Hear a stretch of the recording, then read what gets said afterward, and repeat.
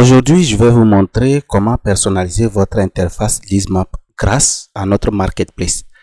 Alors, lorsque vous déployez votre instance, par défaut, vous allez avoir une interface avec cette couleur.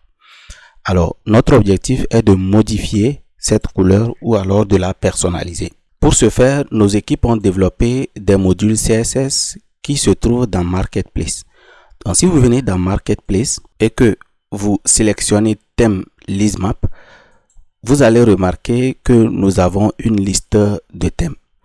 Vous pouvez choisir de faire des filtres, soit prendre des thèmes clairs. Pour les thèmes sombres, nous n'en avons pas encore ajouté. Et vous pouvez sélectionner en fonction des différents tags. Supposons que quelqu'un l'a utilisé, nous avons des centaines de thèmes. La personne peut simplement vous donner les tags qui ont été utilisés. Les tags, ce sont en fait les couleurs qui se trouvent sur chaque carte de thème.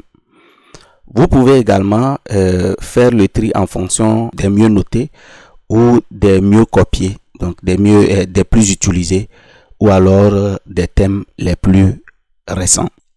Et bien évidemment, il peut y avoir des thèmes qui ne sont pas gratuits et qui sont payants. Donc vous pouvez également faire des filtres en fonction de cela. Pour le moment, l'ensemble des thèmes sont totalement gratuits. Alors, ce que je vais faire, je vais prendre le thème Lizpack défaut. Je vais cliquer sur le bouton copier le CSS. Alors, quand je clique sur copier le CSS est automatiquement copié dans mon papier presse. Et donc, venez sur votre tableau de bord administrateur et cherchez la section thème.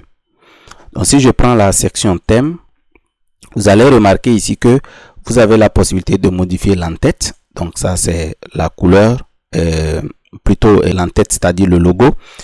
Et ensuite, vous avez la possibilité de modifier la largeur du logo avant le titre, le thème de l'arrière-plan, l'entête, ça dit l'image de l'arrière-plan, et même la couleur des titres qui y sont. Donc, pour le moment, vous pouvez faire une prise en main. Néanmoins, ce qui nous intéresse, c'est d'éjecter dans les propriétés le CSS que nous venons de copier. Alors, on va cliquer sur le bouton modifier et ensuite, nous allons simplement coller le CSS que nous venons de copier sur notre tableau de bord. Si je fais enregistrer, vous allez remarquer que l'aspect ou le design du site a totalement changé.